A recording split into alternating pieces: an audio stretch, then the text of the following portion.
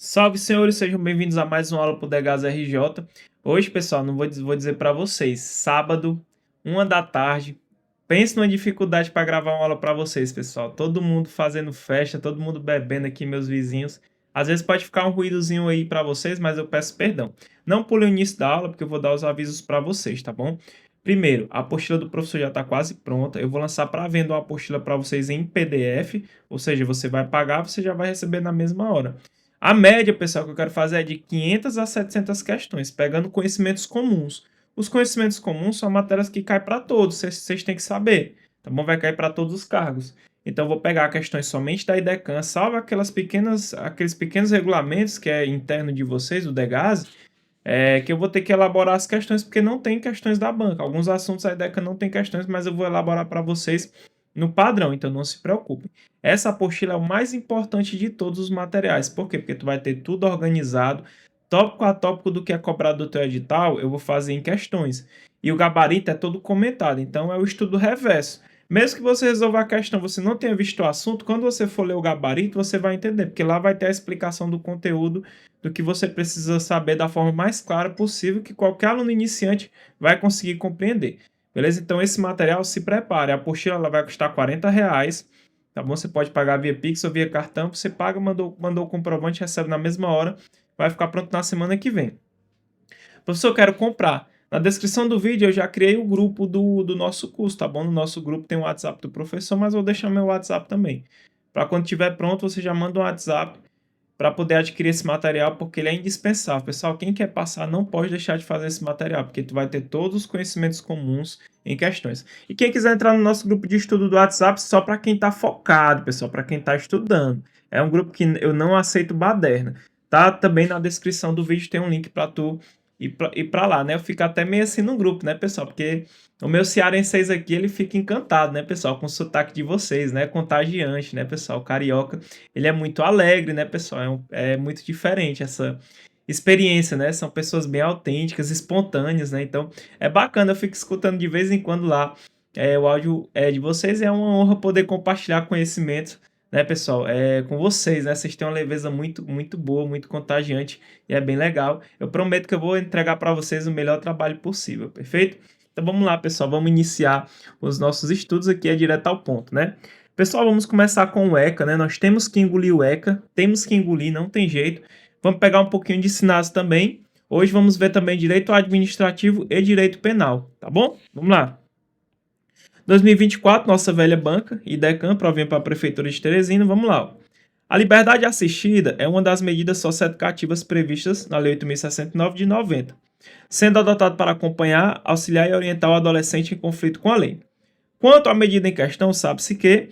Então, primeiro você já marca o que ela quer. Ela quer saber da liberdade assistida, e aí você tem que dominar. Liberdade assistida é o que, pessoal? É medida socioeducativa que é aplicada ao adolescente que pratica ato infracional. Lembra, pessoal? As medidas socioeducativas, elas são aplicadas aqui aos adolescentes quando eles praticam ato infracional, beleza? Essas medidas socioeducativas, o ECA traz um rol de quais são as medidas que eu posso aplicar ao adolescente que comete ato infracional. Meu aluno, eu nem preciso falar, tu tem que ter essas medidas socioeducativas na ponta da língua. E nessa aula nós vamos trabalhar todas as medidas socioeducativas, perfeito? Meu aluno, não dá para ir para a prova sem saber na ponta da língua. É um conteúdo que você tem que saber. Não tem jeito, é igual às disposições preliminares, tem que saber aquilo ali. Não dá para ir para a prova sem saber, porque é quase uma questão certa da IDECAN.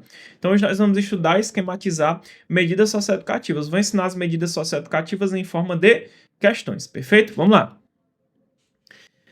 E é claro, a gente está muito perto da prova de vocês, não tem muito tempo. Hoje, se tu compra um curso online, isso aqui vai ter lá mais de 40 aulas para tu assistir. Só falando disso aqui, tá bom? Eu vou tentar resumir para vocês horas e horas de estudos que vocês iam perder. Vocês vão aprender aqui em poucos minutos. Por isso, meu aluno, não deixe de curtir o vídeo e comentar. Sempre que você ajuda o professor, eu retribuo a ajuda de vocês. Então, hoje, nosso tema é medidas socioeducativas, tá bom? Hoje, vamos começar pela LA, a liberdade assistida, que foi cobrada pela IDECAN.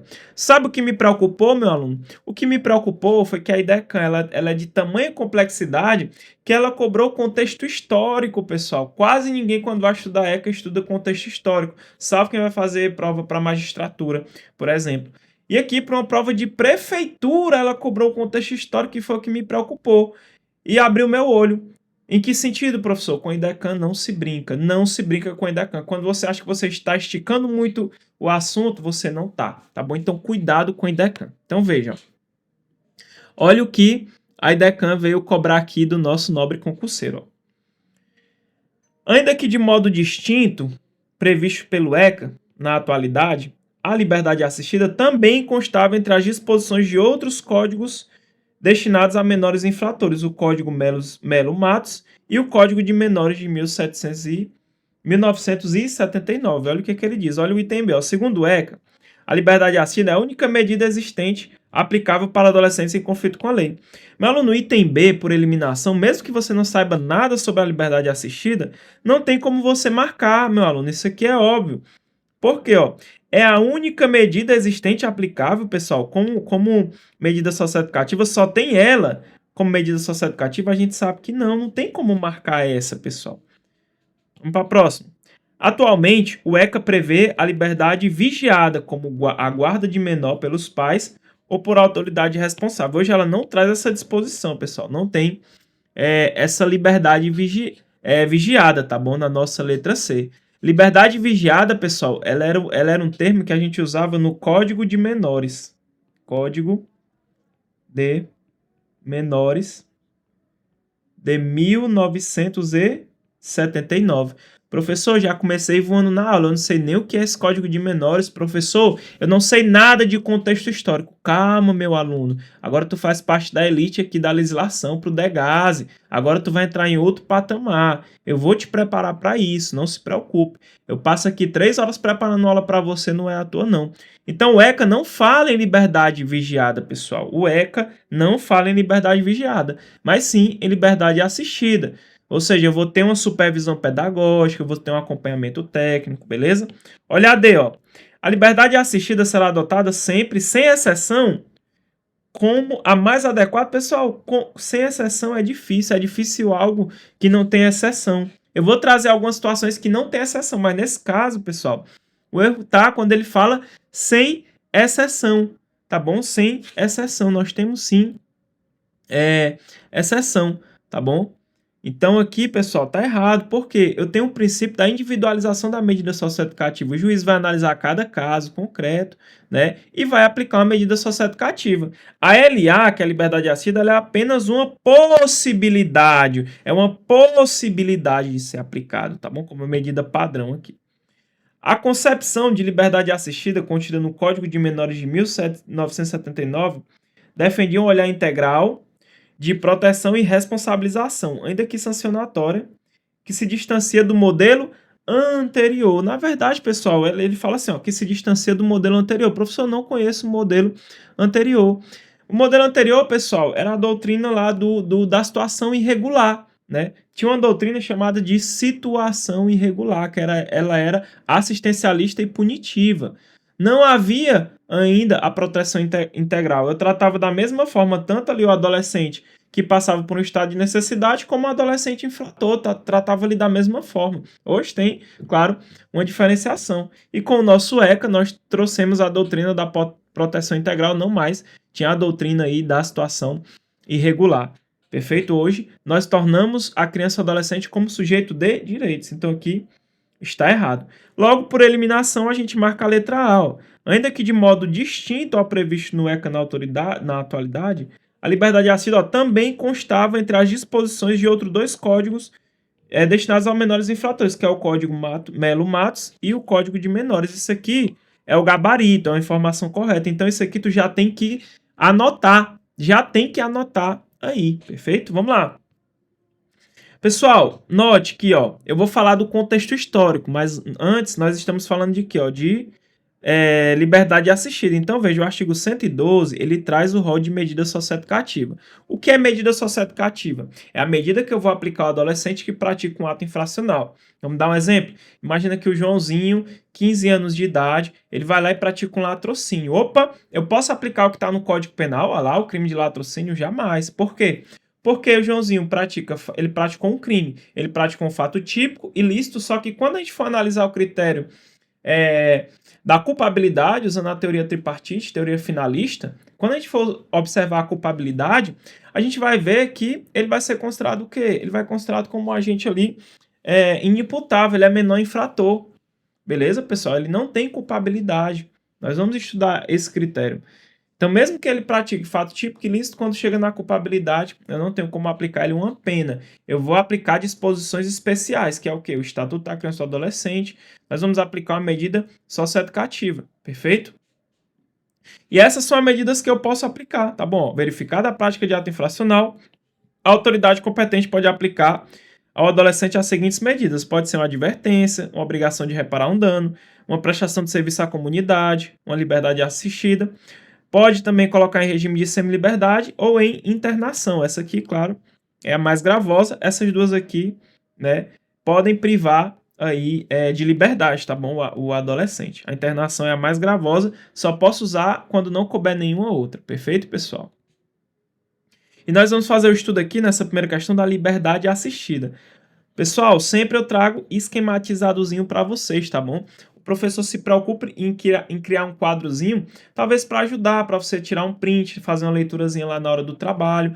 Então isso aqui, pessoal, dá um trabalhozinho, mas o professor faz com vocês para melhorar a nossa didática, melhorar o nosso estudo. Então não esqueça, curta o vídeo, comente, ajude o professor, que eu sempre vou trazer aulas gratuitas, só depende de vocês, tá bom? Quer mais aulas? Não tem segredo, copie o link, compartilha nos grupos que eu trago mais aulas para vocês. Então veja, a liberdade assistida, pessoal, ela vai ser adotada sempre que se afigurar a medida mais adequada. Com qual finalidade?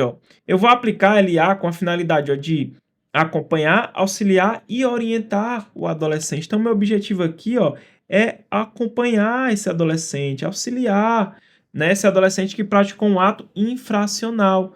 Como é que funciona, professor? A autoridade competente, certo? Ela vai designar uma pessoa capacitada, não é qualquer pessoa, é uma pessoa capacitada para acompanhar o caso, a qual poderá ser recomendada por entidade ou mesmo pelo programa de atendimento.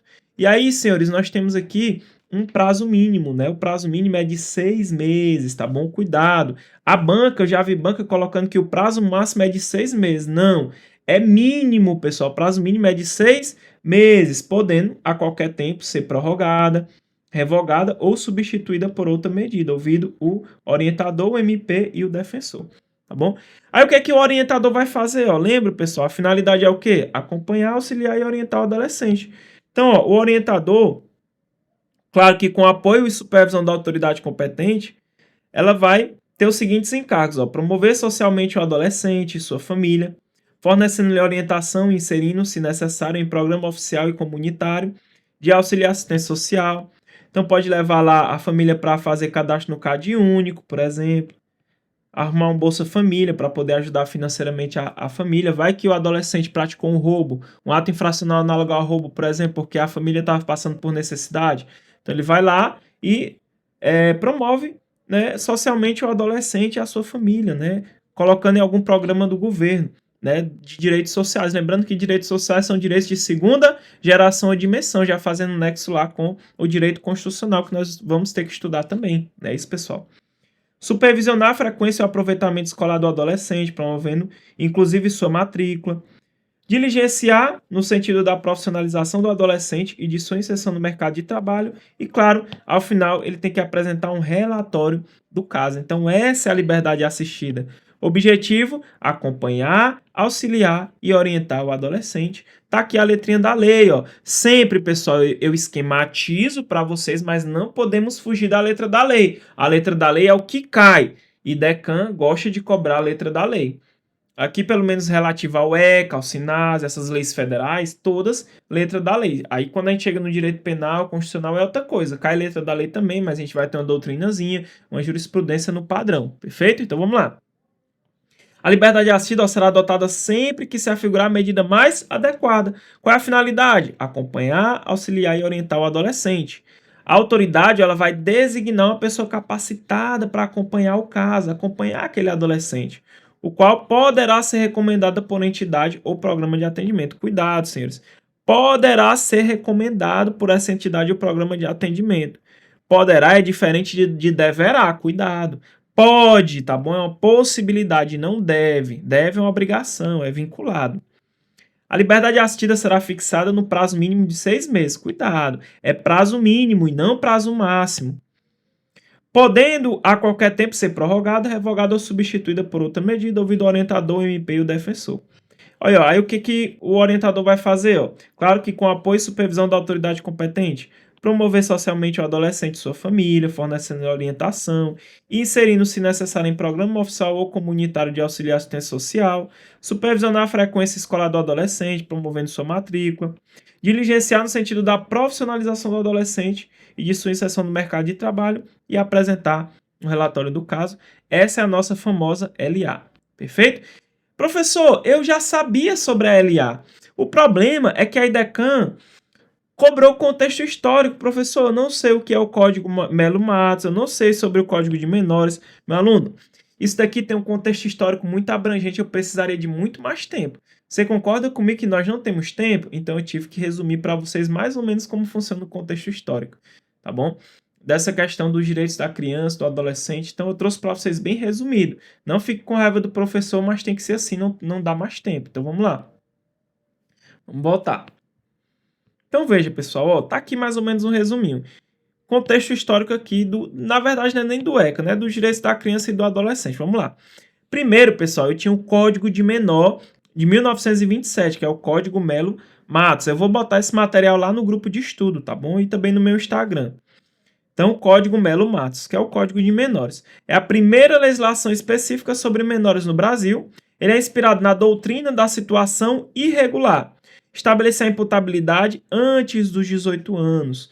Crianças, pessoal, eram vistas como quê? Como objetos do Estado e não como sujeito de direitos, como é atualmente. Era mero objeto, tá bom? Tratava tudo do mesmo jeito. Tratava menores abandonados e menores delinquentes de forma punitiva e assistencialista. Então, esse era o Código Melo Matos de 1927, que era o Código de Menor. É muito criticado, claro, por ter caráter repressivo, confundindo vulnerabilidade com criminalidade.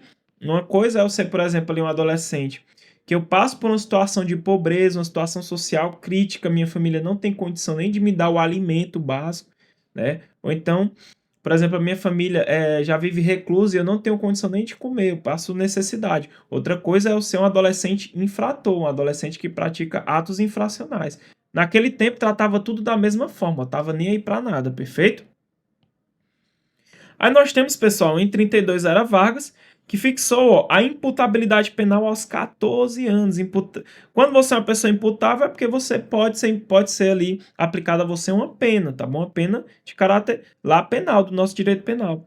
Reforço da lógica tutelar e disciplinadora do Estado. Aí passando, ó.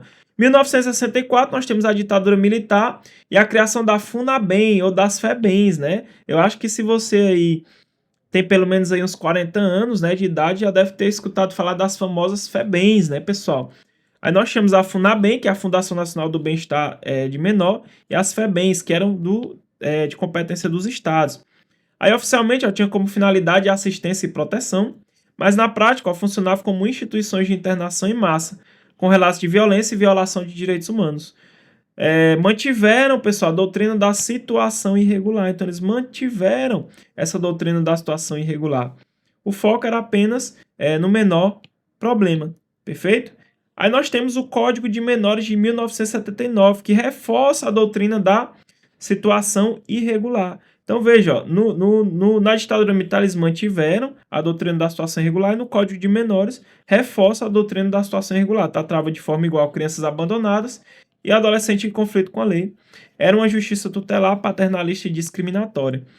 Aí, pessoal, veio a nossa Constituição Cidadã, a redemocratização do nosso país. Aí nós tivemos a virada, né? O artigo 227 da Constituição, que é um marco na proteção da infância e da juventude. Ela estabelece o princípio da proteção integral, né? Que é o princípio que nós seguimos hoje. Eu falei para vocês na aula passada. Reconhece criança e adolescente como sujeito de direitos fundamentais. Responsabilidade tripartite da família, da sociedade e do Estado.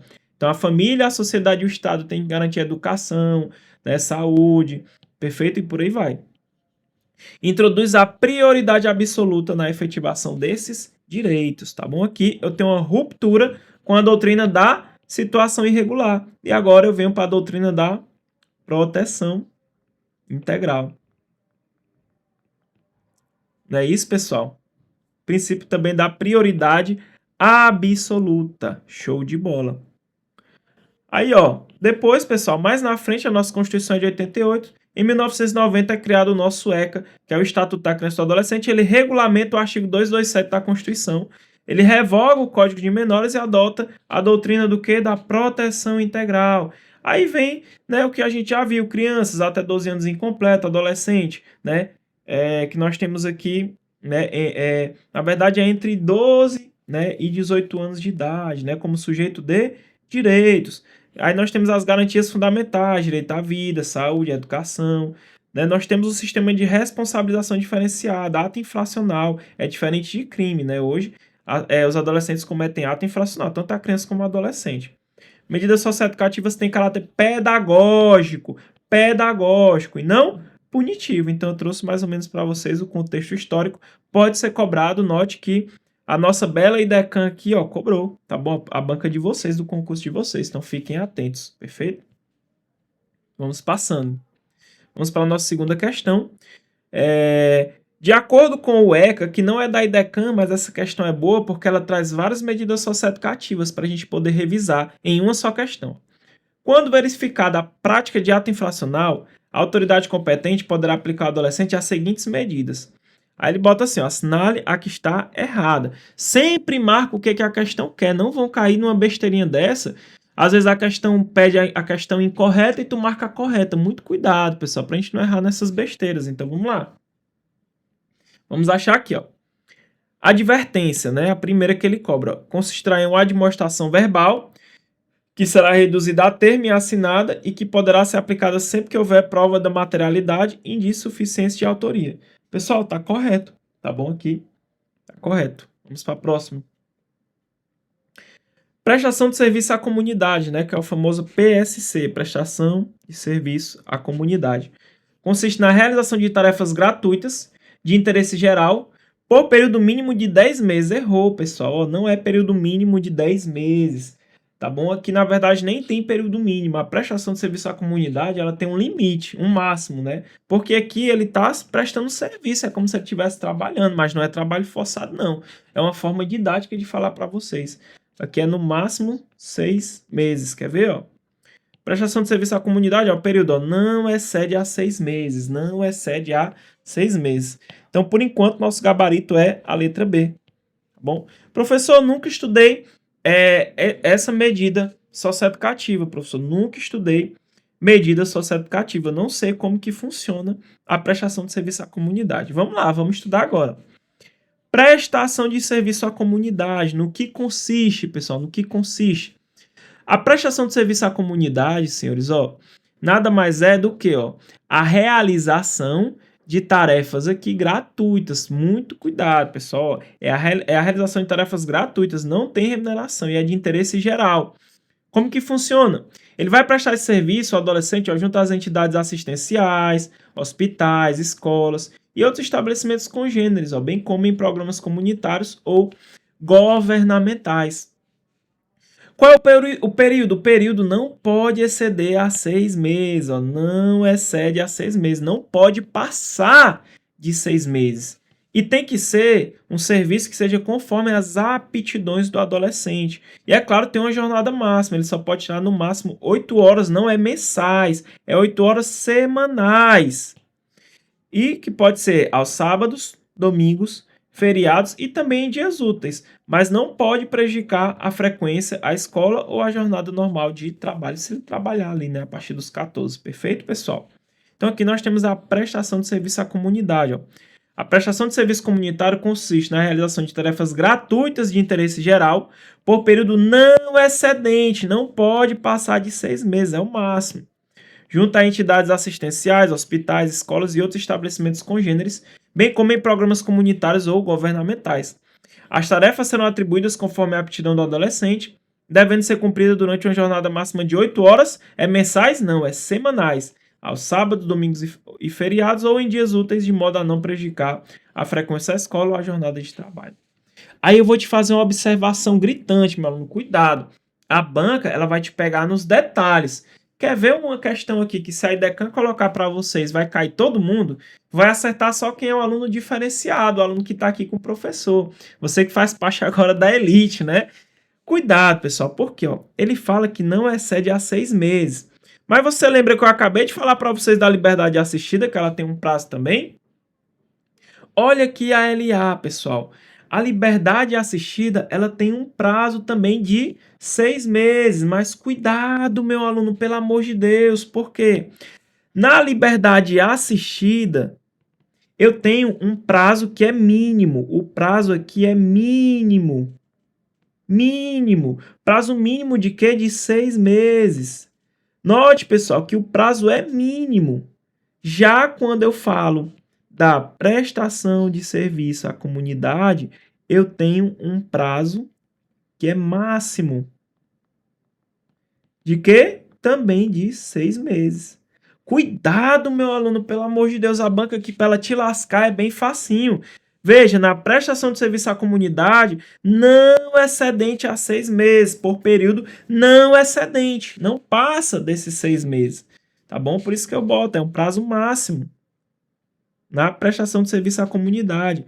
Já na liberdade assistida é um prazo mínimo, é no mínimo, pelo menos vai ser 6 meses, perfeito? Como é que eu faço para lembrar, professor? Lembra, pessoal, que a liberdade assistida é algo bom para o adolescente. Ele está sendo acompanhado, a família dele vai ter um auxílio social, o orientador vai ajudar ele lá na escola, vai matricular, vai profissionalizar, é coisa boa. Então, se é coisa boa, vamos pelo menos fazer 6 meses, vamos orientar ele pelo menos 6 meses. Pelo menos é o quê? É o prazo mínimo. Já que na prestação de serviço à comunidade, ele está, entre aspas, tá bom? Porque não é um trabalho forçado, mas ele está prestando um serviço. É algo que cansa, é algo que atrapalha a rotina dele. Então vamos estipular um prazo máximo para não prejudicar esse adolescente. Então, no máximo 6 meses. Prazo não excedente a 6 meses. Perfeito. Então tá aqui, ó, prazo não excedente a 6 meses. Cuidado, a banca ela te quebra aqui brincando. Ela te dá uma rasteira aqui que tu não vai nem perceber. Tu vai chegar morto e feliz em casa, mal sabe a rasteira que levou. Então, o erro, tá aqui, ó, ele fala de prestação de serviço à comunidade, é tarefa gratuita de interesse geral, ó, por período ele botou mínimo, né, de 10 meses, totalmente errado, né? Totalmente errado. Vamos para a próxima, ó. Como ele quer incorreto, esse é o gabarito. As demais estão corretas, mas vamos ler para efeitos didáticos, né? Obrigação de reparar o dano. A obrigação de reparar o dano é que, em se tratando de ato infracional com reflexos patrimoniais, a autoridade poderá determinar, se for o caso, que o adolescente restitua a coisa, promova o ressarcimento do dano ou, por outra forma, compense o prejuízo à vítima. Vamos lá para a obrigação de reparar o dano.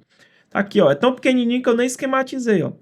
Obrigação de reparar o dano, ó. Em se tratando de ato infracional, palavra-chave, ó, que tenha reflexos patrimoniais. Ele causou um prejuízo patrimonial a um terceiro. Então, quando o ato infracional tenha reflexo patrimonial, a autoridade ela pode determinar, se for o caso, que o adolescente restitua a coisa, promova o ressarcimento do dano ou, por outra forma, compense ali o prejuízo da vítima. Então, aquele adolescente pegou ali o iPhone do professor zerado, ó, lascou no chão, quebrou o celular. Opa, tem reflexo patrimonial. Ele vai responder pela medida socioeducativa, possivelmente obrigação de reparar o dano. A família lá, o pai e a mãe, vai ter que dar um iPhone novo, né? Professor, mas se o adolescente não tiver condição de fazer esse ressarcimento, o que acontece? Aí, pessoal, ó, havendo manifesta impossibilidade, a medida poderá ser substituída por outra adequada. Beleza? Obrigação de reparar o dano aqui também já foi. Liberdade assistida, ó. Essa aqui você já conhece, essa aqui você já está bisurado, ó. Será adotada sempre que se afigurar a medida mais adequada para fim de acompanhar, auxiliar e orientar o adolescente e que será fixada pelo prazo mínimo. É mínimo, pessoal, prazo de 6 meses? É sim, pessoal. Podendo a qualquer tempo ser prorrogada, revogada ou substituída por outra medida, ouvindo o orientador, o MP e o defensor. Essa aqui você já viu com o professor. Internação em estabelecimento educacional, que só poderá ser aplicada quando se tratar de ato infracional cometido mediante grave ameaça ou violência à pessoa, por reiteração no cometimento de outras infrações graves e por descumprimento reiterado e injustificável de medida anteriormente imposta, correto, são os casos de cabimento de internação. Senhores, cuidado, ó. A internação, ela é a medida mais gravosa, é óbvio, pessoal. Por quê? Na internação, o adolescente ele tem sua liberdade privada, é uma medida que priva de liberdade. E aí vai entrar vocês, profissionais do DEGAS RJ, que irão receber esses adolescentes lá na unidade de atendimento socioeducativo. Eu fiquei muito feliz porque eu tenho muitos alunos já aqui no meu canal, que já falaram até comigo no privado, que já trabalham no DEGAS. Tem uns que já são servidores antigos, ó, desde o último concurso, que trabalham lá. Aí você fala, professor, eu tô assistindo suas aulas, eu já trabalho lá no DEGAS, eu acho bem interessante. Se você trabalha lá, deixa aí nos comentários, né? Você nem falasse o nome não, você fala assim, professor, eu trabalho lá há tanto tempo, já tenho experiência nisso, pode comentar que é interessante, professor, eu gosto de ler os comentários de vocês, né? Então vocês que vão receber, o pessoal que tá lá em internação provisória, vocês devem receber muito, regime de semi-liberdade, né? Porque regime de semi-liberdade ele fica solto, né, durante o dia, perfeito? Então vamos lá, ó. A medida de internação, quando é que vai ser aplicada? O artigo 122 do ECA já traz, ó, quando é ato infracional, mediante grave ameaça ou violência à pessoa, por exemplo, um roubo, né, pode entrar aqui. Por reiteração no cometimento de outras infrações, você vem cometendo vários atos infracionais. Por descumprimento reiterado e injustificável de medida anteriormente imposta. Então foi aplicado outra medida socioeducativa que não é internação, mas você descumpre aquela medida de forma injustificável, então pode ser aplicado para você a internação. Isso daqui, pessoal, que a gente chama de quê? De internação-sanção. Aqui é a internação-sanção. É outra modalidade. Ela tem um prazo diferenciado. Ó. O prazo da internação, no caso do inciso 3, que é justamente a internação-sanção, não pode ser superior a 3 meses. Não pode passar de 3 meses, devendo ser decretada judicialmente após o devido processo legal. Professor, a internação-sanção não pode exceder 3 meses, é um tipo especial de internação, é isso mesmo. E a internação comum? Quanto tempo que ela pode? Vamos lá. A internação, já com a sentença do juiz, com a decisão do juiz, ela tem um período máximo de 3 anos. Não pode exceder a 3 anos, é o máximo, tá bom? Lembrando que não comporta prazo determinado, ela vai ser reavaliada a cada 6 meses. É isso? É isso. Essa é a internação. E nós temos, pessoal, a internação-sanção. Internação-sanção. Internação que nós chamamos de sanção. Essa daqui, pessoal, qual é o prazo máximo dela? A gente acabou de ver. 3 meses. Então, é no máximo 3 meses. A outra não era 3 anos, agora tu baixa para meses, 3 meses. Perfeito. E nós temos a internação provisória. Internação provisória. Que é aquela que é dada antes da sentença, provisoriamente. Né? Que ela é no máximo aí 45 dias, né? No máximo 45 dias. É como se fosse a prisão preventiva ali, né? Do maior de idade, é mais ou menos isso. Então você tem que saber os prazos da internação, internação-sanção, internação provisória, que é aquela antes da sentença, não é isso? Pode ser aplicado a internação provisória em alguns casos, perfeito? Tem que saber isso aqui, tem que levar para a sua prova. Show de bola? Então, pessoal, finalizamos aqui mais uma questão. Então, vem com o professor. Note, pessoal, que com apenas uma questão, a gente viu uma porrada de medida socioeducativa. Não vimos a advertência. A advertência, pessoal, ela é uma admoestação verbal que é reduzida a termo e é assinada. Isso é a advertência. A obrigação de reparar o dano, pessoal, qual é a palavra-chave? Ato infracional com reflexos patrimoniais. Aí a autoridade ela pode determinar que o adolescente restitua a coisa ou promova o ressarcimento do dano. Se não tiver como ressarcir, o que acontece? Aí a medida vai ser substituída por outra mais adequada. Prestação de serviço à comunidade, senhores. Lembra? A prestação de serviço à comunidade consiste no quê? Na realização de tarefas gratuitas de interesse geral, que é prestado. Qual é o período, pessoal? Qual é o período? Ela é por período não excedente a 6 meses. Período não excedente a 6 meses, em que ele vai prestar serviço ali em unidades assistenciais, hospitais, escolas e por aí vai. É claro que essas tarefas têm que ser atribuídas conforme as aptidões do adolescente. Tem que ser conforme as aptidões do adolescente. E é claro que tem uma jornada máxima. Qual é a jornada máxima, pessoal, da prestação de serviço à comunidade? Jornada máxima de 8 horas mensais ou semanais? Jornada máxima de 8 horas semanais. pode ser aos sábados, domingos, feriados ou em dias úteis, desde que não prejudique a frequência escolar e a jornada de trabalho normal, né? Outra medida socioeducativa, a LA, liberdade assistida. Pessoal, a liberdade assistida ela é adotada sempre que se afigurar a medida mais adequada. Qual é a finalidade? Acompanhar, auxiliar e orientar o adolescente. A autoridade escolhe uma pessoa capacitada para acompanhar o caso. Lembra que a entidade ou programa de atendimento ela pode recomendar essa pessoa, ela pode recomendar o orientador. Ela tem prazo, meus alunos, ela tem prazo. A liberdade assistida, ela tem um prazo mínimo ou máximo de 6 meses. Prazo mínimo de 6 meses. Pode ser prorrogado? Pode ser prorrogado. Pode ser revogado? Pode ser substituído? Pode. Por outra medida? Pode. Claro que tem que ouvir o orientador, o MP e o defensor. O que o orientador vai fazer? Quais são as incumbências? Vai promover socialmente o adolescente, a sua família. Por exemplo, inserir ele lá no programa de assistência social, Bolsa Família, por exemplo. Ele vai supervisionar a frequência escolar do adolescente, ele vai matricular, vai promover a matrícula desse adolescente, ele vai tentar profissionalizar o adolescente, inserir ele no mercado de trabalho e, é claro, no final, ele tem que fazer o que, pessoal? O relatório, não é isso? Perfeito. Aí, pessoal, nós não vimos ainda o regime de semi-liberdade. A gente vai ver no decorrer das aulas.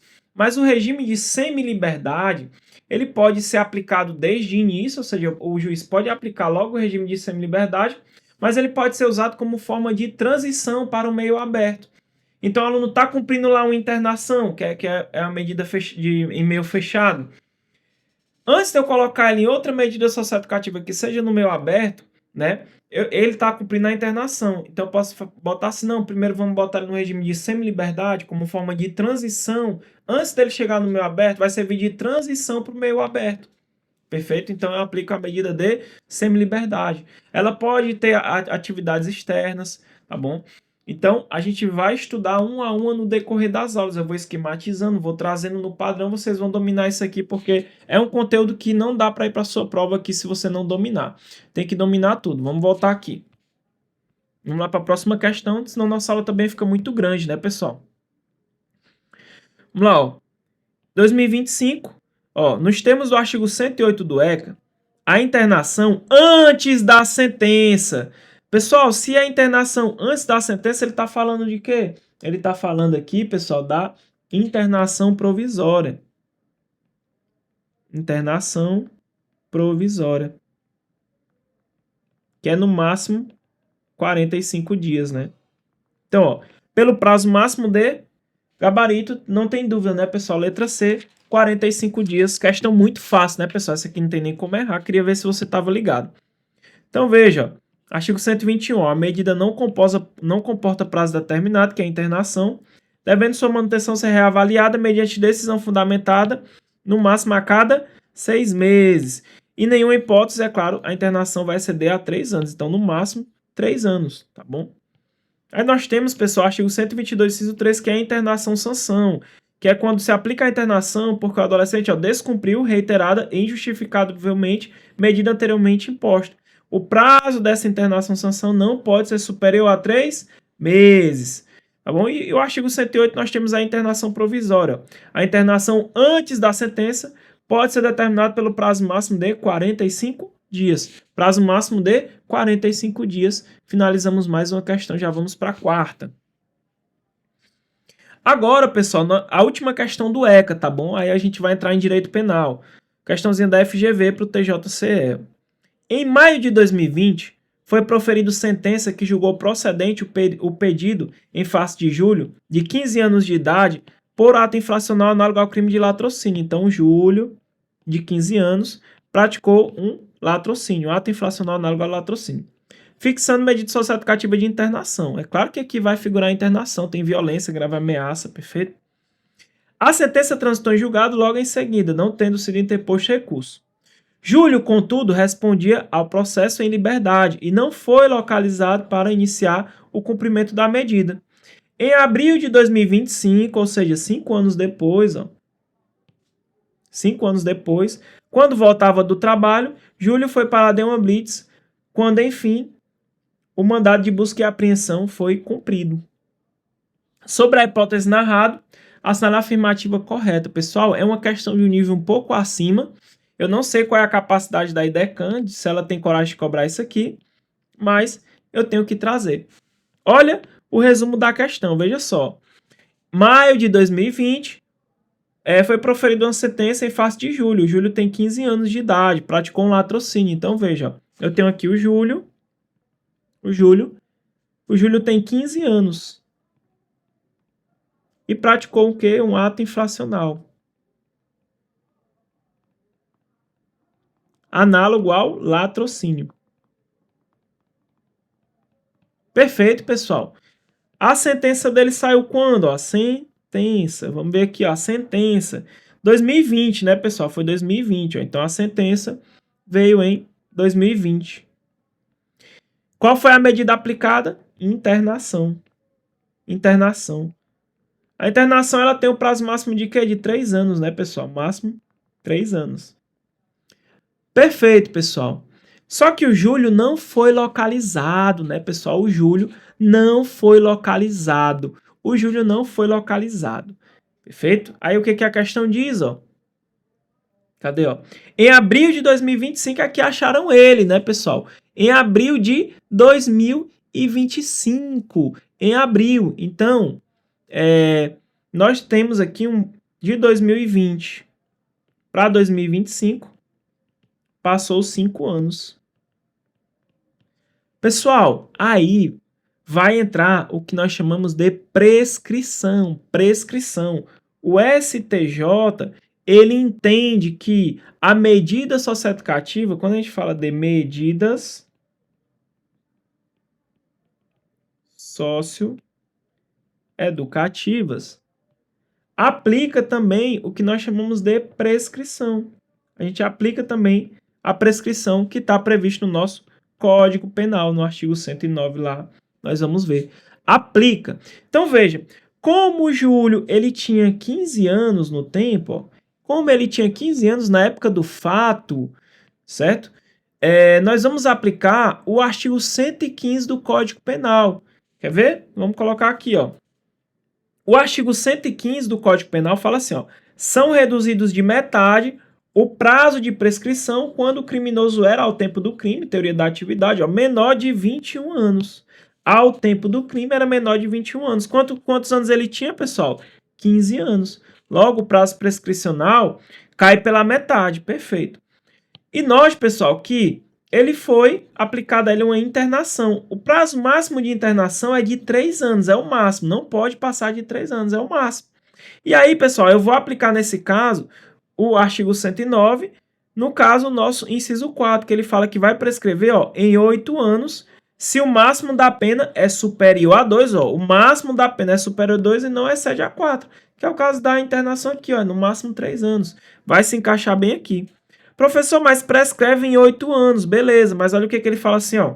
São reduzidos de metade o prazo de prescrição quando o criminoso era o tempo do crime menor de 21 anos. Ele não tinha 15 anos, então em vez de ser 8, vai prescrever em 4 anos.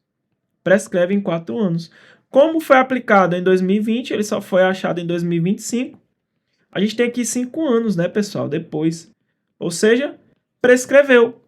Logo, pessoal, nossa questão aqui, ó, que nós iremos marcar é a letra A. Ó. A pretensão socioeducativa está extinta pelo quê? Pela prescrição. Pela prescrição. Questãozinha de um nível mais elevado, tem que ter um pouco de noção também de direito penal. Muito cuidado, se a IDECAN quiser cobrar isso aqui de vocês, vez ou outra a gente vai trabalhar, perfeito? E aí a gente entra agora no nosso direito penal. Vamos para cima. Bancazinha IDECAN, PCCE, vamos lá, ó. Maria e João emanciparam o filho Gabriel, de 17 anos. Olha, eles têm um filho, Gabriel, de 17 anos, que foi emancipado, por considerarem bastante maduro para a idade. Gabriel, por sua vez, objetivando economizar dinheiro, adquiriu um aparelho de telefone celular de última geração do amigo Lucas, que tem 18 anos, por R$100. Sabendo, ó, ele sabe que é objeto de crime, é produto de crime. Qual o crime que ele estaria cometendo aqui, pessoal? Receptação. Ato infracional análogo a receptação, não é isso, pessoal? É isso mesmo. É isso mesmo. Ato infracional análogo aqui a receptação. Vamos lá. Na hipótese, assinale a alternativa correta. Pessoal, vamos lá. Primeiro, senhores, ó, ele foi emancipado. Ó, ele foi emancipado. Beleza? Ele tem 17 anos, ou seja, ele é de menor. Perfeito? Olha o que é que diz aqui, ó. Gabriel, por ser emancipado, responde pelo crime de receptação. É óbvio que tá errado. Tá errado, pessoal.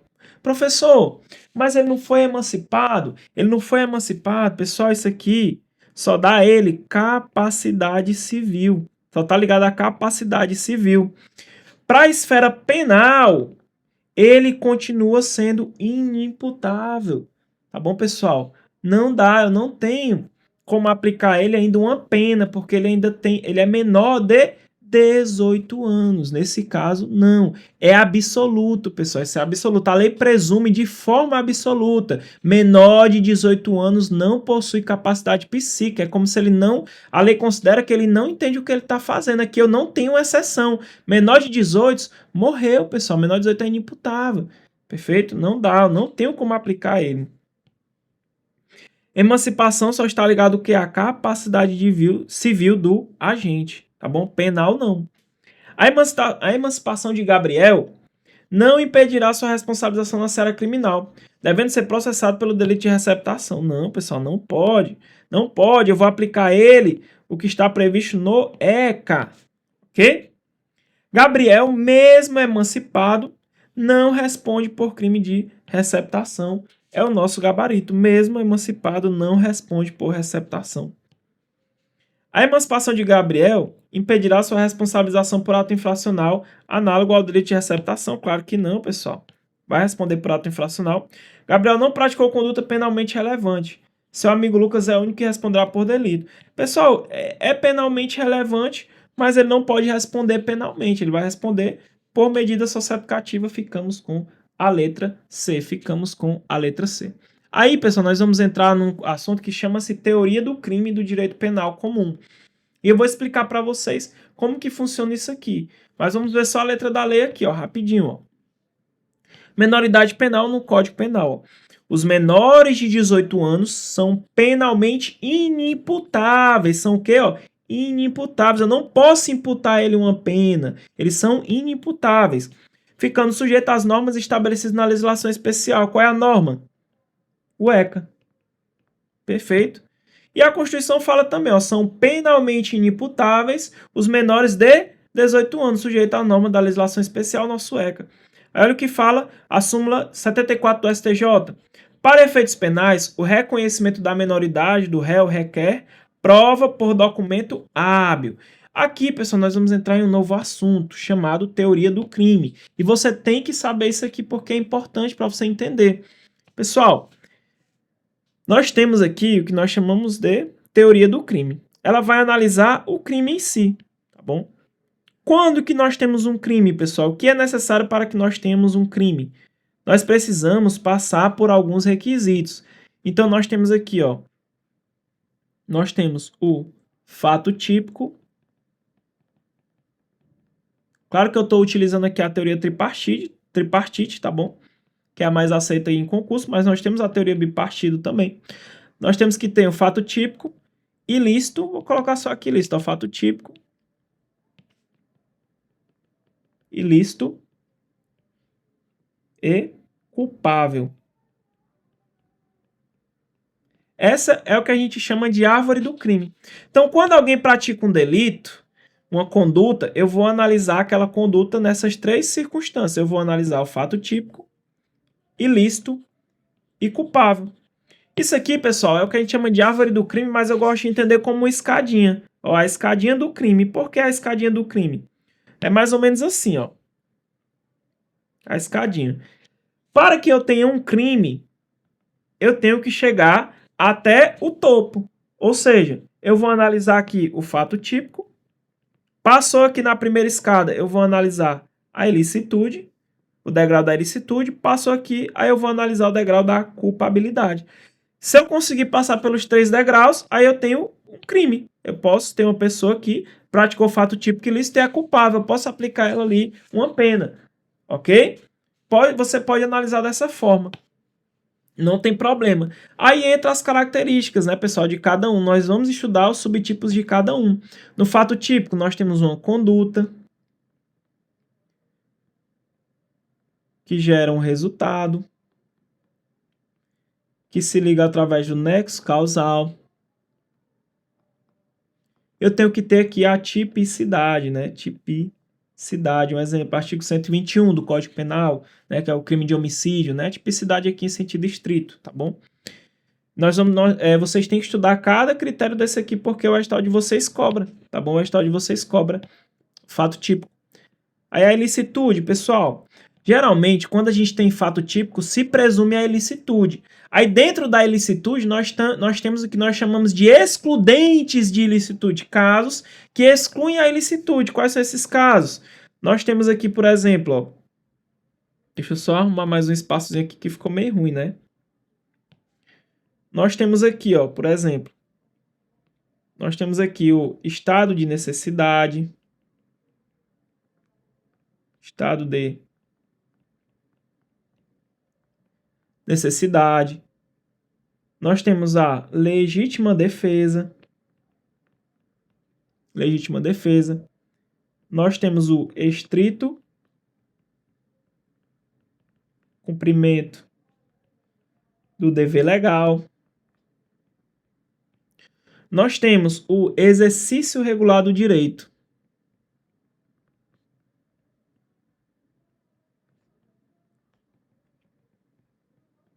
Isso aqui é o que a gente chama de excludente de ilicitude. Se ocorrer algum desses casos aqui, vai excluir a ilicitude. Se excluir a ilicitude, nós não teremos crime. Perfeito, pessoal? Então, quando eu tenho um fato típico, quando eu passo por toda essa situação aqui, fica presumida a ilicitude. É presumido, tá bom? Salvo se eu tiver alguma das suas excludentes, que é o estado de necessidade, legítima defesa. Perfeito? Quer um exemplo, pessoal? Vamos supor que você, que é meu aluno, você pegue uma arma e você queira tirar a minha vida. Você tem o dolo, você quer disparar, quer que aquele projétil atinja aqui o meu peito e quer que eu morra. Você sabe o que você está fazendo, você quer praticar um crime doloso, dolosamente. Você tem a intenção, a vontade, quer aquele resultado, você almeja aquele resultado. Porém, meu aluno, o professor também está armado, ó. Aí é problema, porque quando eu vejo que tu vai apontar a arma para mim, tu dá o primeiro disparo, tu erra, o que acontece? Eu saco a minha arma e eu disparo contra você. E você vem a morrer, você, meu aluno, vem a morrer. Pessoal, eu cometi crime. Veja, quando a gente for fazer análise para saber se eu cometi crime ou não, você tem que ser técnico agora, você não é mais leigo. Né? Qualquer pessoa falaria, é crime, é homicídio. Não, você agora é técnico. Depende, você vai falar assim, depende, eu tenho que analisar a escadinha do crime. Teve fato típico? Eu tive uma conduta que causou um resultado, que teve um nexo causal e tem tipicidade? Tive. Existe fato típico. Beleza, passei no primeiro degrau. Quando eu tenho fato típico, presume-se a ilicitude, não é isso? É isso. Mas espera aí, o professor só me matou porque antes eu queria matar ele. Ele repeliu uma injusta agressão. Nesse caso, o professor agiu em legítima defesa. Mesmo ele tendo praticado, mesmo tendo tipicidade, tem lá no artigo 121, matar alguém, apenado com reclusão. Mas nesse caso eu não posso aplicar ele essa pena. Por quê? Porque ele tem um excludente de ilicitude. Então quando chegar no segundo degrau, ali eu não vou ter crime. Por quê? Porque o professor agiu em legítima defesa. Portanto, excludente de ilicitude, logo eu não tenho crime. O professor não vai ser punido por isso, não vai ser preso. Tranquilo? Beleza? Isso é só o exemplo que eu citei da legítima defesa. Então agora você é técnico, né? E nós temos aqui também o degrau da culpabilidade, que vocês têm que ficar atentos, vocês têm que estudar a culpabilidade. Por quê? Porque aqui, pessoal, vai ter a imputabilidade. Imputabilidade. E aqui nós vamos ter a menoridade penal. Claro que nós não temos só a imputabilidade, é uma das, mas essa aqui é importante para vocês. Nós temos aqui também a potencial consciência da ilicitude. E nós temos a exigibilidade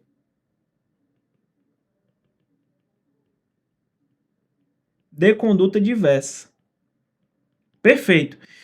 Tem que se atentar à imputabilidade, tem que se atentar. Por quê? Ó? Imagina, meu aluno, que nós tenhamos um adolescente que pratica um homicídio, por exemplo, né? Isso é isso. Tem fato típico? Vamos supor que sim. Tem uma conduta que gerou um resultado, existe o nexo causal e a tipicidade, beleza. Aí nós vamos para a ilicitude. Peraí, esse adolescente, ele agiu em algum dos casos da excludente de ilicitude? Não. Ele matou porque ele quis, ele praticou homicídio, por exemplo, porque ele quis. Ele não estava abarcado pela legítima defesa, estado de necessidade, não. Então ele praticou fato típico ilícito. Para eu aplicar a ele uma pena, né, para eu imputar ele um crime, só falta o último degrau, que é o da culpa, que é o da culpabilidade. Quando eu chegar no terceiro degrau, pessoal, aí você vai chegar no terceiro degrau da culpabilidade, você vai ver lá, imputabilidade penal. Aí você vai estudar os inimputáveis. Quando você for estudar os inimputáveis, tu vai ver que o menor de 18 anos ele é inimputável. Logo, quando chega no terceiro degrau, eu vejo que não existe crime. Por isso que eu digo que o menor de idade ele não comete crime, ele comete ato infracional. Porque eu não tenho como completar o terceiro degrau. Então, muito cuidado que isso aqui vai cair na tua prova. Então, por isso que o menor de idade, ó, ele não comete crime, porque quando chega aqui no terceiro degrau da culpabilidade, nós vamos ver aqui na imputabilidade que ele é inimputável por conta da menoridade penal, em que nós utilizamos o critério biológico, perfeito biológico. Então, cuidado, aqui pode cair para vocês aqui o terceiro degrauzinho da culpabilidade, perfeito? Fiquem atentos. Por isso que aqui, pessoal, ó, por isso que aqui o nosso grande amigo Gabriel, ó, não responde por crime, tá bom? Não responde por crime. E ó, a menoridade, ó, os menores de 18 anos são penalmente inimputáveis, ficando sujeitos às normas da legislação especial, que é o nosso ECA. Vamos para a sexta questão. Em relação ao aspecto do direito penal, julgo o item que se segue. No Código Penal, adota-se o critério biopsicológico no tocante aos menores de 18 anos de idade. Pessoal, o critério biopsicológico eu acabei de falar, meu aluno, não voa. Pelo amor de Deus, você tem que ser um aluno atento. O critério, pessoal, no caso dos menores de 18 anos, não é o biopsicológico, é o critério biológico. O que é que significa, professor? Basta ser menor de 18 anos, eu vou só considerar o aspecto biológico. É menor de 18, é inimputável, não tem culpabilidade, morreu, não comete crime. Então aqui está errado. Por quê? Porque não é o biopsicológico, e sim o biológico. Quer ver? Ó? Os menores de 18 anos são penalmente inimputáveis, ficando sujeitos às normas estabelecidas na legislação especial. O critério utilizado aqui é o critério biológico.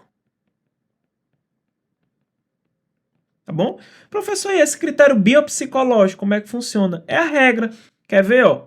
Você pode ser inimputável também por uma doença mental, mas olha só, é isento de pena o agente que, ó, por doença mental ou desenvolvimento mental incompleto ou retardado, aqui é o critério biológico. Por quê? Ó? Porque ele possui um desenvolvimento mental incompleto, ele tem um problema mental ou retardado. Isso é o critério biológico. Mas olha a continuação. Ó. Ele era, ao tempo da ação ou omissão, inteiramente incapaz de entender o caráter ilícito. Opa! Ele era incapaz de entender o caráter ilícito. Aqui é o critério psicológico.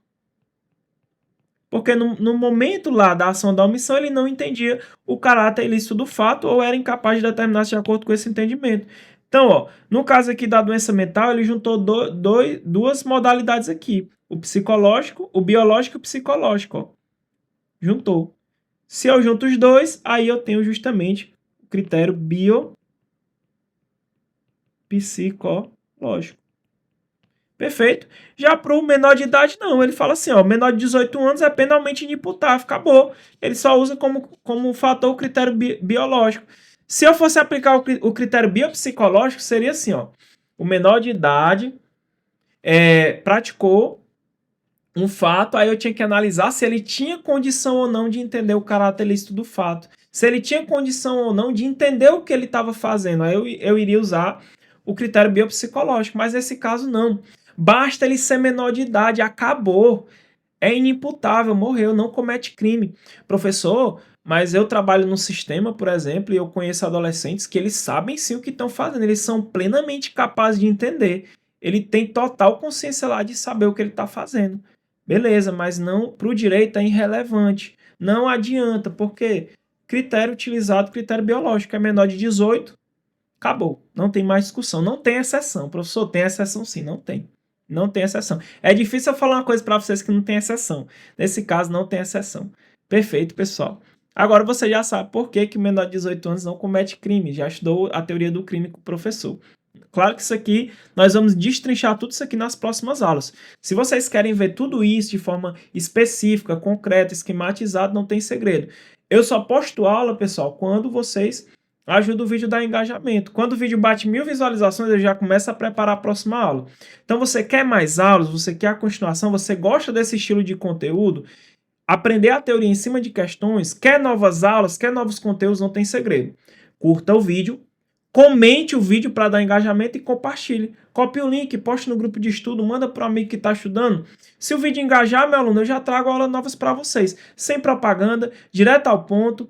No padrão que tem que ser, no estilo da banca, só para o concurso de vocês. Eu quero resolver o máximo de questões possíveis com vocês, mas não depende só do professor. Depende de vocês, pessoal. Depende de vocês. Ó, o professor é servidor do Ceará. Eu trabalho de segunda a sexta o dia todo, pessoal. Eu abro mão do meu final de semana, de uma eventual folga, para poder estar aqui. Eu deixo meu lazer de lado para dar aula para vocês. Então, o que o professor pede em troca? Só que vocês ajudam o vídeo a engajar. O YouTube paga o professor, não é tanto dinheiro, mas já dá uma ajuda. Eu já pago uma luz, um ar-condicionado, para poder trazer cada vez um conteúdo cheio, rico para vocês, para te ajudar a conquistar o teu objetivo, beleza? Então, dá essa força pro professor, que eu vou retribuir vocês. E é claro, ó, o professor vai deixar um QR Code. Quem quiser ajudar, patrocinar o canal, você pode fazer também um Pix através do QR Code, só para ajudar na manutenção do canal, dar uma força para o professor, né? Para o professor poder sempre trazer um conteúdo para vocês. Mas calma, pessoal, não é obrigatório não, é só o aluno que tem uma condição. Se você não tem condição para pagar curso, tá tranquilo, meu aluno, não se sinta obrigado, né? Mas se você quiser contribuir, às vezes você paga 300, 400 reais num curso que não te entrega nem metade do que o professor entrega aqui.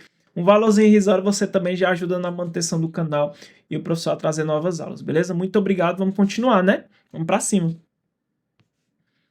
Vamos para a sétima questão. A excludente de ilicitude afasta o aspecto ilícito do ato. É a circunstância que torna o ato antijurídico. Não há, pois, crime quando evidencia uma causa que exclui a ilicitude do ato. Indica a alternativa, ó, que não há excludente de ilicitude. Pessoal, não me envergonhe. Eu acabei de falar para vocês sobre as excludentes de ilicitude. Lembra, pessoal, que nós falamos agorinha? Então, marca essa aí, dá o pause e marca. Essa aqui tu não pode errar. Vai. Marcou? Então vá. Então bora voltar lá. Tá aqui, pessoal. Quais são as excludentes de ilicitude? Estado de necessidade, ó. Estado de necessidade, legítima defesa, estrito cumprimento do dever legal, exercício regular do direito. Essas são as excludentes de ilicitude. O que a questão quer aqui? Ele quer um que não é excludente de ilicitude, não está naquele rol. Tem legítima defesa? Tem. Erro quanto à pessoa? Não tem. Estado de necessidade? Tem? Tem. Exercício regular do direito? Tem? Tem. Ficamos com a nossa letra B. Letra B, erro quanto à pessoa, que é outro estudo aqui que nós vamos fazer no direito penal. Não é o caso de excludente de ilicitude. Perfeito? Ó. Artigo 23, ó, não há crime quando a gente pratica o fato, estado de necessidade, legítima defesa, estrito cumprimento do dever legal ou exercício regular do direito. Exercício regular do direito. Professor, eu não sei o que é estado de necessidade, não sei o que é legítima defesa, não sei o que é estrito cumprimento. Eu não sei nenhum, pessoal. A base legal, professor, não sei. Calma. Eu vou trazer uma aula direcionada para esses assuntos. Eu não posso trazer tudo de uma vez que vai ficar 3 horas de aula. É muito cansativo para mim e para você. Então, calma. Vocês vão curtindo, a aula vai engajando. Eu vou preparando mais e mais e mais e mais material até onde eu puder chegar. Depende do professor, depende de você. Perfeito? Vamos lá. Vamos para a próxima. O crime de... pessoal, nós já estamos aqui agora numa legislação extravagante. Aqui é uma lei que trata de assunto penal que está fora do direito penal.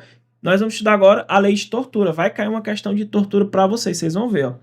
O crime de tortura previsto na lei 9.455 é considerado, lembrando, está na matéria de direito penal de conhecimentos comuns, cai para todo mundo, tá bom? Só para vocês aí que estão na dúvida. Então vamos lá.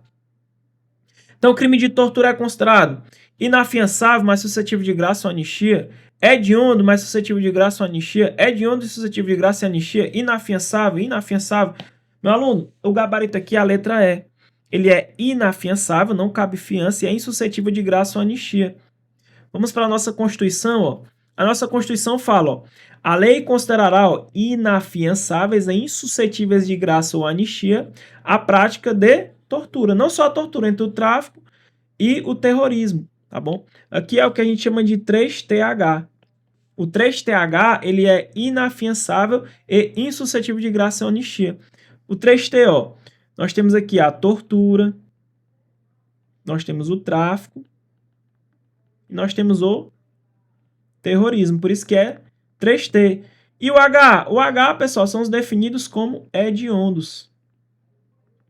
Lembrando que esses três aqui, eles não são hediondos, tá bom? Mas são equiparados a hediondos, perfeito? E lá na lei dos crimes hediondos, ele fala assim no parágrafo 6º do artigo 1º, ó, o crime de tortura, ele é inafiançável e insuscetível de graça ou anistia. Grave isso aqui, pessoal, grave isso aqui, ok? Meu aluno, se eu perguntasse para você o que é um crime de tortura, você saberia falar para o professor? Você saberia falar o que é um crime de tortura? Ah, professor, torturar é eu pegar aqui uma pessoa e arrancar o braço dela, ameaçar ela. Vamos lá, pessoal, vamos supor que a sua esposa, ela quer mexer no seu celular, certo? Tá lá teu celular travado, ela não tem acesso, ela quer mexer no teu celular e tu não dá de jeito nenhum. Aí ela fala assim, ó, ela chega assim e fala pra ti, ó, se tu não me der a senha do seu celular agora, porque eu quero ver seu WhatsApp, na hora que tu estiver dormindo, eu vou pegar um caldeirão de água fervendo e eu vou jogar na tua cara. E aí, pessoal, seria tortura isso? Seria tortura? Pessoal, talvez sim, talvez nós teríamos uma subsunção, uma adequação típica aí. Por quê? Porque a sua esposa, ela lhe constrangeu com o emprego de ameaça e te causou um sofrimento mental, com a finalidade de quê? De obter ali uma informação, a senha do teu telefone. Isso se adequa exatamente ao tipo penal de tortura, tá bom? É um exemplo que eu estou trazendo didático para vocês. Então a tortura, pessoal, ela nada mais é o ato de você constranger alguém com emprego de violência ou grave ameaça, causando nessa pessoa um sofrimento físico ou mental. O crime de tortura ele se consuma quando tu causa nessa pessoa justamente o sofrimento físico ou mental. Causou na pessoa sofrimento físico ou mental, o crime consumou, está consumado. Você responde pela modalidade consumada. Aí tem as finalidades, um exemplo. Vamos supor que um policial ele constrange uma pessoa usando violência ou grave ameaça, causando nessa pessoa um sofrimento físico ou mental para obter uma informação, uma confissão, né? Então, vamos supor que ele abordou um cara, ele sabia que aquele cara estava com a arma, o cara jogou a arma, escondeu, a polícia pegou, abordou ele e chega lá e começa a ameaçar o cara. Ó, meu irmão, ou tu me dá arma aí, eu vou te matar. Ou ele emprega violência, bota o saco, tortura, começa a massacrar o cara. Causou um sofrimento físico nesse cara, por exemplo, com a finalidade de quê? De obter uma informação, declaração, né? Isso aí é o que a gente chama de tortura probatória, tortura prova. Isso é o crime de tortura. Então, tortura é isso. Você constrange alguém com emprego de violência ou grave ameaça, causando nessa pessoa o quê? Um sofrimento físico ou mental. Quando causa sofrimento físico ou mental, consumou o crime de tortura. Perfeito? Aí a finalidade, pessoal, pode ser para obter uma informação, pode ser uma tortura para praticar ação ou omissão de natureza criminosa, pode ser uma tortura discriminatória, religiosa, são vários os tipos e nós vamos estudar um a um. Não se preocupe em matéria das próximas aulas, porque senão fica muito conteúdo. Vamos lá. Estamos passando. Agora, pessoal, nós vamos estudar direito administrativo. Vamos lá, ó. Direito administrativo da IDECAM. Ó. O conceito de administração pública, no sentido subjetivo ou formal, é o conjunto de entes, pessoas jurídicas e órgãos e agentes públicos. Nesse sentido, pelo sentido objetivo, né, o sentido material, a administração pública é... Então veja, pessoal, o que ele está querendo aqui do meu nobre aluno concurseiro? O que ele está querendo? Ele está cobrando aqui os sentidos, tá bom? Da administração pública. Aí nós temos dois, sentido subjetivo e sentido objetivo. Vou explicar para vocês. Veja só, meu aluno, ó. Nós temos aqui os sentidos da administração pública. Da administração pública, aí nós temos dois. Ó. Nós temos o sentido subjetivo. Também pode ser chamado de formal. Eu acho que o professor... eu esquematizei para vocês, pessoal. Ó, existem dois sentidos para a administração pública. O sentido subjetivo e o sentido objetivo. No sentido subjetivo, também pode ser chamado de formal ou orgânico, é quem exerce a administração pública, ou seja, são os sujeitos que compõem a administração pública, que são os órgãos, as entidades e também vocês, ó, os agentes públicos, os futuros agentes públicos. Então, quando falar de sentido subjetivo, é quem exerce a administração pública, tanto que ele coloca no enunciado, ó. A administração pública em sentido subjetivo ou formal é quem, ó? É o conjunto de entes, pessoas jurídicas, órgãos e agentes públicos, está aqui, ó, sentido subjetivo. É quem exerce a administração pública, ou seja, órgãos, entidades e agentes públicos. Já o sentido objetivo, também chamado de material ou funcional, é o que a administração pública faz, ou seja, são as atividades administrativas desempenhadas pelos sujeitos que citamos. Ó, quando há prestação de serviço público, polícia administrativa, fomento, intervenção econômica. Juntando os dois sentidos, aí nós temos o conceito de administração pública. Ó. A administração pública é um conjunto de sujeitos que desenvolve atividades administrativas. É a junção dos dois sentidos, o objetivo e o subjetivo. E aqui ele quer saber o que? O sentido objetivo. Quem é o sentido objetivo, pessoal? É o que a administração pública faz. São as atividades administrativas. Não é isso? É isso. Perfeito. Então fica fácil de resolver. Vamos atrás, ó. A natureza da atividade exercida pelos entes, ou seja, é a própria função administrativa que incumbe predominantemente ao Poder Executivo. Correto, pessoal. Gabarito, letra A. Gabarito, nós ficamos com a letra A, que é o sentido objetivo. É o que a administração pública faz, a prestação de serviço público. Tá bom, pessoal? Ele fala assim, ó, o conjunto de agentes públicos, né? A gente sabe que aqui é o sentido subjetivo, né? A natureza da atividade exercida pelos agentes públicos, ou seja, a própria atividade administrativa, cuja incumbe predominante ao Poder Judiciário. Não, pessoal. O Poder Judiciário, ele julga. Lembra da tripartição do poder. A gente tem poder legislativo,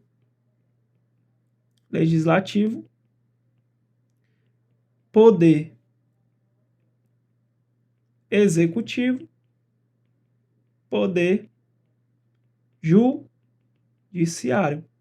É isso? Aqui nós temos a tripartição dos poderes de Montesquieu. O poder legislativo, pessoal, ele cria leis e ele fiscaliza o poder executivo. O poder executivo, pessoal, é quem vai administrar o Estado, administrar. Tá bom? E o poder judiciário, ele julga. Então ele coloca assim, ó, a natureza exercida pelos agentes públicos, ou seja, a própria atividade administrativa, que é predominantemente do Poder Judiciário. Não, o Poder Judiciário ele vai ter práticas administrativas, sim, tá bom? Mas atipicamente ele vai administrar. Primariamente ele vai o que? Ele vai julgar. Então, a atividade administrativa primariamente pertence ao Poder Executivo. Perfeito, pessoal? Por isso que está errado. O conjunto de órgãos instituídos para a consecução de objetivos estratégicos de governo também não. Ficamos com a letra A, nosso gabarito, tá bom? Então, anota isso aqui na tua prova, os sentidos que cai muito, costuma cobrar muito, tá bom, pessoal? Isso aqui, ó, a IDECAN cobrou. Lembra que aqui é uma questãozinha da tua banca, a IDECAN, né? Famosa IDECAN. Vamos passando para a nossa próxima questão. IDECAN, vamos lá, ó. A administração pública... pessoal, tem uma coisa para perguntar para vocês. Vocês estão percebendo que eu estou trazendo a aula misturada. Eu trouxe ECA, trouxe SINASE hoje, eu trouxe direito penal e agora direito administrativo. Eu queria fazer uma pergunta. Vocês querem que eu continue trazendo dessa forma, misturado mesmo? Ou vocês querem que eu traga uma aula para cada matéria, um exemplo, uma aula só de direito penal, uma aula só de constitucional, uma aula só de administrativo, como é que vocês preferem? Uma aula só de ECA, uma aula só de SINASE, como é que vocês preferem? Deixa nos comentários que eu preciso saber. Eu trago nesse formato mesmo misturado, ou eu individualizo, eu trago cada aula um conteúdo, uma área de conhecimento? Por favor, comente para você participar do nosso ensino democrático. Eu preciso que vocês ajudem o professor a organizar da melhor forma para vocês. Aí, quanto mais votos tiverem, vai depender de vocês. O professor faz uma votaçãozinha aí. Eu vou contar a opinião de vocês para ver quem que vai ganhar, beleza? Vamos lá. A administração pública consiste em um conjunto de agências e de servidores profissionais mantidos com recursos públicos e encarregados da decisão e implementação das normas necessárias ao bem-estar e das ações necessárias à gestão do que é público. A administração pública federal é composta por 3 poderes: executivo, legislativo e judiciário. Ao executivo recai a administração direta e indireta. Compõe a administração direta. Então ele quer saber, pessoal, quem é que faz parte da administração direta do poder executivo. Vamos lá, pessoal. Vamos com o professor rapidinho para eu dar isso aqui resumidinho para vocês. Vem aqui para uma lousa em branco. Olha só, meu aluno. Primeiro, você tem que saber diferenciar entidades políticas de entidades administrativas.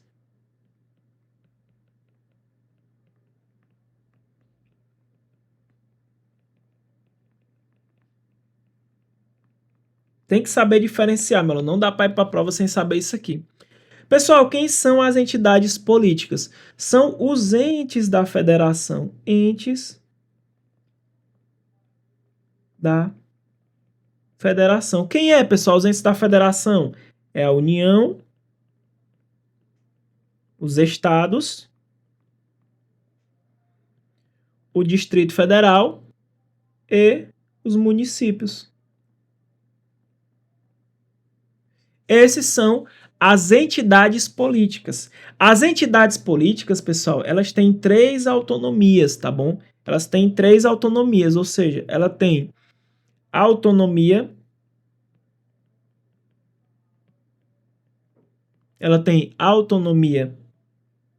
política,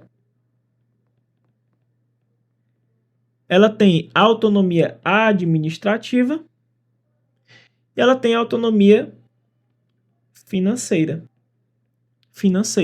Perfeito, ou seja, ela pode criar suas leis, ela tem seus próprios órgãos, ela financia o seu próprio dinheiro, né? Por exemplo, o governador ele pode criar suas secretarias, o presidente pode criar seus ministérios, tá bom? Então, pessoal, cuidado, tá bom? Eles têm autonomia tanto política, administrativa como financeira. Isso aqui são as entidades políticas, tá bom? Então você já sabe quem são as entidades políticas, aqui está ligado à administração direta, né? Administração direta. Já as entidades administrativas, pessoal, aqui nós temos como exemplo as autarquias. Nós temos as autarquias. Nós temos as fundações públicas. Nós temos as empresas públicas. Nós temos as sociedades de economia mista, são as entidades administrativas. Elas têm autonomia também, professor? Tem autonomia. Porém, pessoal, ela só vai ter autonomia administrativa e autonomia financeira. Cadê a autonomia política? Não tem, pessoal, não tem. Entidade administrativa não tem autonomia política. E aqui, pessoal, é o que a gente chama de administração pública indireta. Tá bom? Então aqui é a administração pública indireta e aqui eu vou ter os órgãos que vão fazer parte aqui das entidades políticas da administração pública direta. Perfeito, senhores. Deu para pegar aqui? Tranquilo. Tá bom? Aí nós temos aqui, ó, as entidades administrativas. Nós temos as autarquias, nós temos as fundações públicas, as empresas públicas, a sociedade de economia mista. Exemplos aqui, pessoal, de autarquias. Nós temos o INSS, como exemplo, que é o Instituto Nacional de Seguro Social, que vai cuidar da Previdência, né? Nós temos aqui, por exemplo, a Anvisa, também está aqui, é uma autarquia. Fundação pública, pessoal, nós temos a FUNAI. A FUNAI é uma fundação pública, tá bom? Nós temos a FUNASA. Aí, empresa pública, pessoal, exemplo de empresa pública, lembra aí, pessoal, empresa pública, a nossa Caixa Econômica Federal, a CEF, né? A Caixa Econômica Federal é uma empresa pública. Os Correios, pessoal, os Correios também é empresa pública. Exemplo de sociedade de economia mista, BB, o Banco do Brasil, a Petrobras. Só para vocês entenderem quem são as entidades administrativas. E aí, pessoal, vai entrar duas técnicas administrativas que também é muito cobrada em prova, que a gente tem que dominar muito bem. Beleza? Isso aqui vocês têm que dominar. Nós temos a técnica que nós chamamos de desconcentração. Ó.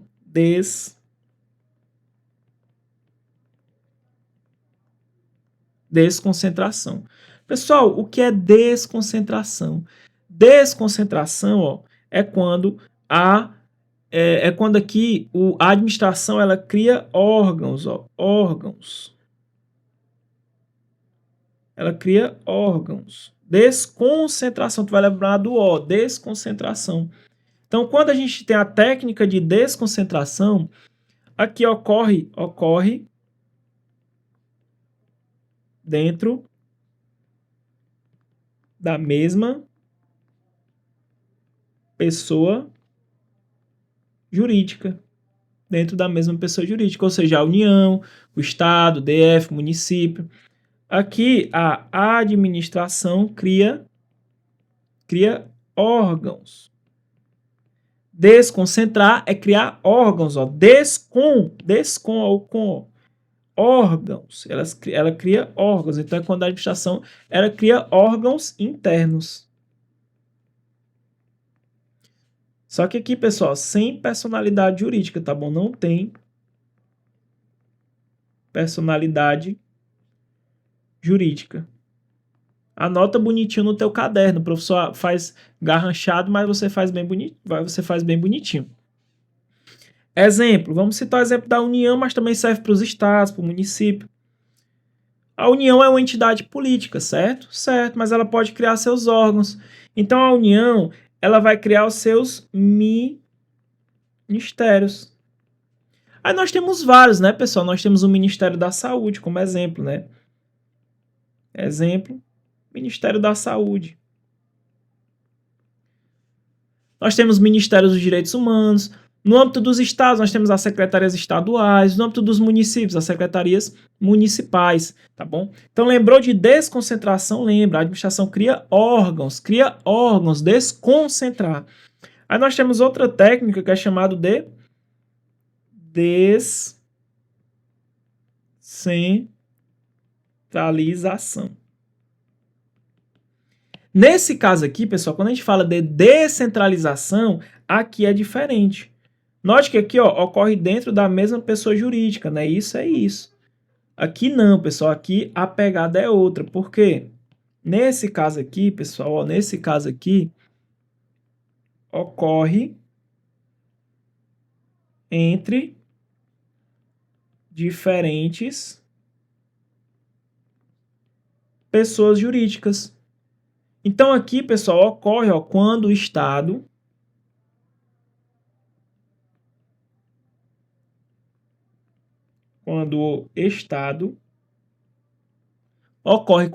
ele transfere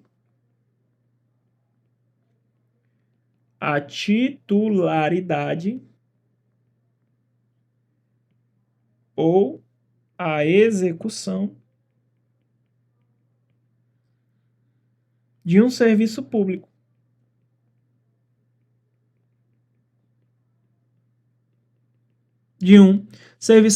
Para outra entidade.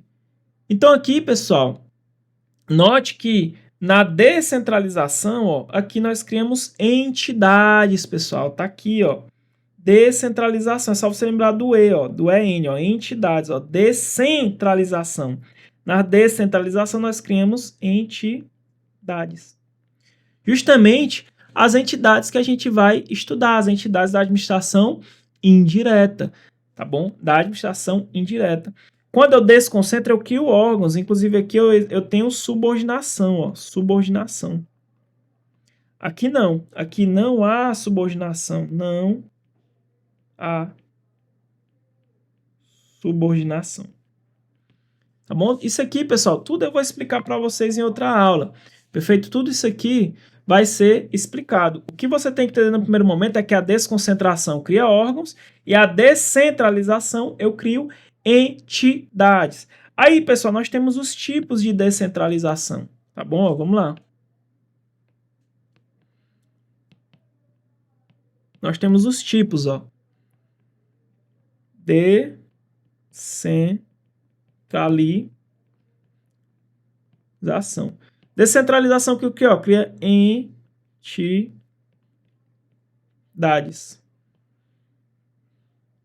Descentralização cria o quê? Cria entidades, ó. Cria entidades. A técnica de descentralização cria entidades.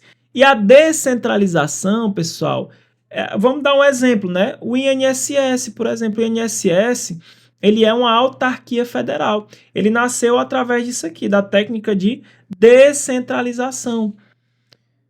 Então, pessoal, você sabe que o Estado tem que garantir sua aposentadoria, sua previdência, né? Isso é isso. Mas o Estado ele não quis fazer diretamente. Então ele pensou assim, não, eu vou criar aqui uma entidade para cuidar disso aí para mim. Então ela descentralizou e criou uma entidade, né? Essa sim tem personalidade jurídica, diferente do que nós estudamos aqui da desconcentração, que cria órgãos internos, tá bom? Sem personalidade jurídica. Cuidado que a banca cobra esses detalhes. E essa descentralização, senhores, ela pode ocorrer por outorga, ela pode ocorrer por delegação, e ela pode ocorrer também chamada de descentralização geográfica, também chamada de territorial. Perfeito? Quando a gente tem a descentralização por outorga, o Estado aqui ele cria entidade administrativa e transfere para ela, a titularidade do serviço. Exemplo, pessoal, de uma entidade administrativa. Um exemplo são as autarquias. Ele cria, por exemplo, uma autarquia. Exemplo, o INSS é uma autarquia. O Banco Central, por exemplo. Então, pessoal, eu quero que você entenda. O Estado, ele tem que cuidar da Previdência Social, não tem? Tem. Porém, ele não quis fazer diretamente. Ele criou uma nova pessoa jurídica e deu a ela autonomia administrativa e financeira para ela resolver esse problema que é extremamente técnico. Por isso que as entidades aqui administrativas, elas têm personalidade jurídica. Exemplo aqui, pessoal, quando a gente fala de descentralização por outorga, que ela transfere a titularidade, autarquias, fundações públicas, empresas públicas, sociedades de economia mista. Então, nós temos aqui a técnica chamada de quê? De descentralização. Então, o ente político é que cria, pessoal, a entidade administrativa. O ente político, União, Estado, DF, município, é que cria a entidade administrativa numa técnica que a gente chama de descentralização. Eu não tenho subordinação, a entidade não é subordinada lá, a entidade política que criou ela não é subordinada. O que nós temos é um controle finalístico, tá bom? Nós temos uma vinculação. Por exemplo, o INSS ela é uma autarquia federal e ela é vinculada ao Ministério da Previdência Social. Cuidado, ela não é subordinada, ela é vinculada ao Ministério da Previdência Social, tá bom? Muito cuidado para você não cair nas pegadinhas. Beleza. Já a descentralização por delegação, aqui, ó, o Estado permite que um particular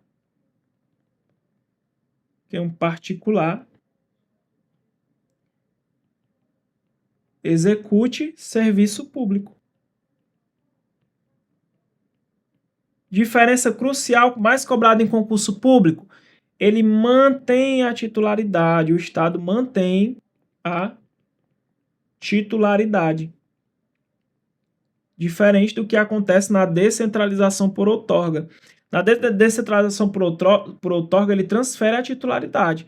Já na descentralização por delegação, o Estado mantém a titularidade. Aqui, pessoal, são os casos das concessionárias, permissionárias de serviço público. Aqui eu tenho um prazo determinado, é feito através de contrato, pessoal. Todo contrato ele acaba e depois o serviço volta para o Estado. Por isso que ele não transfere a titularidade. Aí o Estado vai lá, realiza uma nova licitação para selecionar um novo concessionário e permissionário. A gente vai ver isso em uma aula específica, tá bom? Mais abrangente.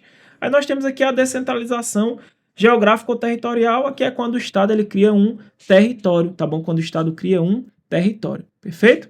Vamos ver aqui se ficou fácil para você, né, meu aluno, a questão, ó.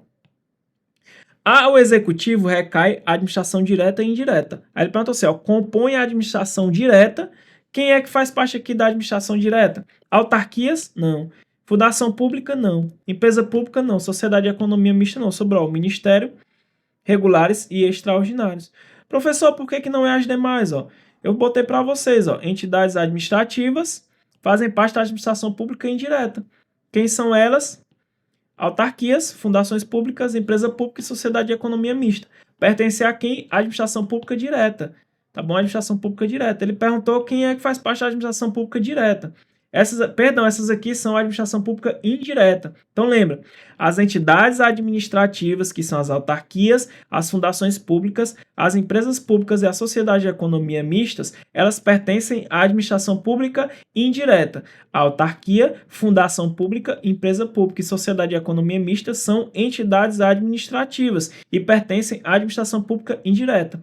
A autarquia, fundação pública, empresa pública, sociedade de economia mista são entidades administrativas que pertencem à administração pública indireta. Elas têm autonomia administrativa e financeira. Ele quer saber quem compõe a administração pública direta. Autarquia é a administração pública indireta. Fundação, a administração pública indireta. Empresa pública, a administração pública indireta. Sociedade de economia mista, a administração pública indireta. E, por eliminação, ficamos com a letra E. Os ministérios regulares e extraordinários é órgão da administração pública direta. Perfeito, pessoal? Show de bola. Lembra que, para criar uma entidade, nós usamos o quê? Essa técnica que nós chamamos de descentralização. Ó. Descentralização por outorga. Nós criamos uma nova aqui, pessoa jurídica, a gente transfere a titularidade do serviço público. Né? Um exemplo aqui, quando a gente cria uma autarquia, como a INSS, o Banco Central, que controla o Sistema Financeiro Nacional, e por aí vai. Não se preocupe que isso aqui é só uma prévia. Eu vou trazer uma aula só disso aqui para vocês, questões, vou esquematizar, vou trazer naquele padrão aqui, é só para tu sentir o gostinho. Próxima aula, pessoal, eu quero pegar mais a fundo o SINASE, né, que fala da execução das medidas socioeducativas. Eu quero trazer de novo teoria do crime, para a gente estudar um pouco mais a culpabilidade. Eu quero estudar com vocês também, pessoal, direito constitucional, que a gente não viu nessa aula. Então, para a próxima aula, fica essas pendências e um pouquinho de direito administrativo, para a gente reforçar isso aqui. Mas nós vamos ver logo no início da aula. Eu vou esquematizar para vocês entenderem bem direitinho. Por quê? A gente tem que saber o que é concentração, o que é centralização. Pessoal, concentração é uma coisa, centralização é uma coisa. Nós temos que estudar também.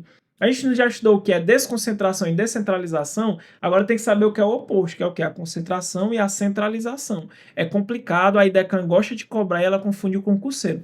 Então, meu aluno, tu quer a continuação? Quer que eu traga a próxima aula? A partir de 1000 visualizações, já começa a preparar a aula. Curte o vídeo, comenta e compartilha. Se meu aluno fizer a parte dele, eu vou retribuir, eu vou trazer novas aulas gratuitas, sem te cobrar nada, sem qualquer interesse político, econômico, não. Vou trazer aula gratuita, direto ao ponto, então só depende de você. Então, meu aluno, vamos ficar por aqui. Não esqueça de comentar se você prefere que eu traga aula por tema ou se eu posso trazer nesse mesmo formato. E mais uma vez, eu agradeço a Deus por estar aqui. Peço a Deus que abençoe todos vocês, que todos vocês consigam a sua sonhada aprovação e conquistem a sua estabilidade financeira.